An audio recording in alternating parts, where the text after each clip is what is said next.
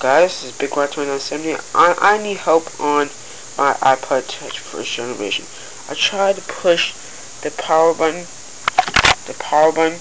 plus the home button, but you see nothing happened. And when I plug it in, you see nothing happened.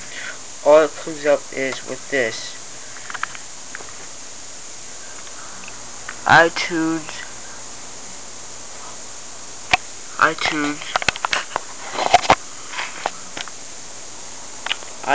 has detected new iPod Touch in recovery mode. You must restore this iPod Touch before it can be used with iTunes.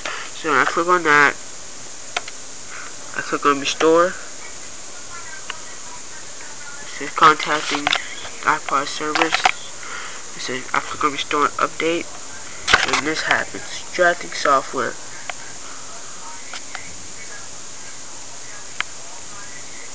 Just return iPod for restore. And now it's trying to restore, and it goes on, but then it goes right off. See, that pops up. And I get an error. iPod